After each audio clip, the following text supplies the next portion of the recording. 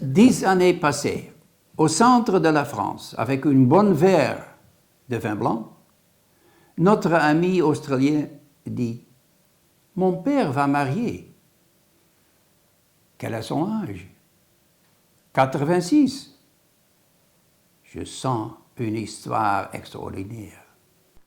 Alors, en 1938, juste avant la Deuxième Guerre, Malcolm d'Australie et Denise de la France se rencontrent et tombent amoureux. Tous les deux sont furieux contre les plans de Hitler et résistent. Malcolm s'engage dans l'armée britannique et Denise dans la résistance française. C'est les groupes de résistance entièrement qui prenaient en charge tout ça ou... Oui, oui. Alors, à Grenoble, il y avait 3 groupes de résistance. Il y avait Combat, Libération et Francs-Tireurs. J'avais par exemple une boîte aux lettres près du Jardin de Ville à Grenoble. Ça s'appelait l'Hôtel Napoléon, qui existe toujours. Ouais. Alors là, j'avais Ah, et puis alors autre chose aussi, on recevait à ce moment-là, peu à peu, des messages de Londres. Les amoureux s'écrivent fidèlement jusqu'à ce que toute possibilité de correspondance soit coupée. My last letter from her was written, I think, the day or the day after the Allied landing in North Africa, after which complete silence. En Angleterre, Malcolm n'a pas de nouvelles de Denise depuis quelque temps. Il rencontre et épouse Moira, une Anglaise qui travaille pour le service britannique chargé de la surveillance du territoire. He told me of walking into a pub in England about a year after he'd married my mother.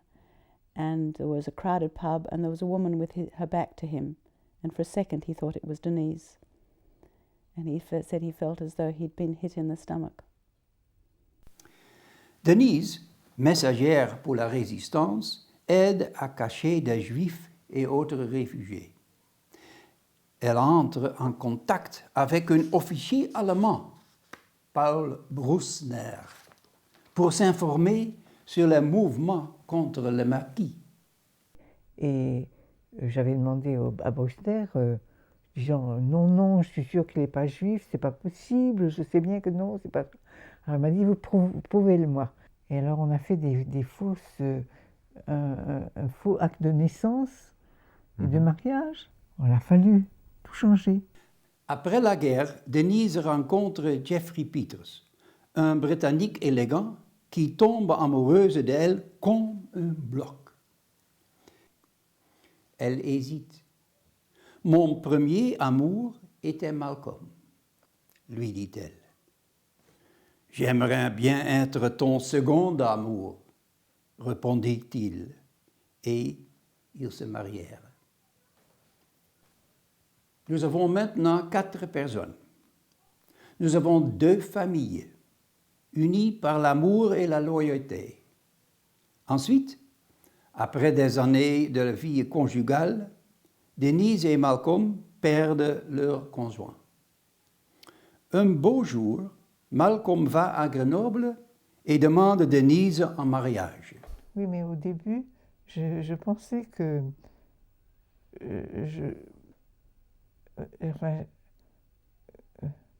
que je ne pourrais pas aimer Malcolm autant qu'il m'aimait.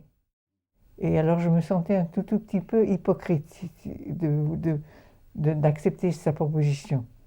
Parce que je me rendais compte que je ne lui donnais pas ce que lui me donnait.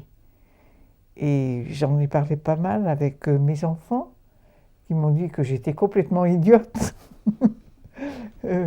Et que du moment que je donnais toute la tendresse que je pouvais lui donner, et peu à peu, je pense que je pourrais lui donner plus que de la tendresse, c'est-à-dire le véritable amour. 2 personnes s'aiment. Lorsque la guerre les sépare, ils n'abandonnent pas mais luttent contre l'agresseur. Ils fondent des familles et sont reconnaissants. Avec votre aide, nous pouvons raconter cette belle histoire de courage, de l'espérance et d'amour.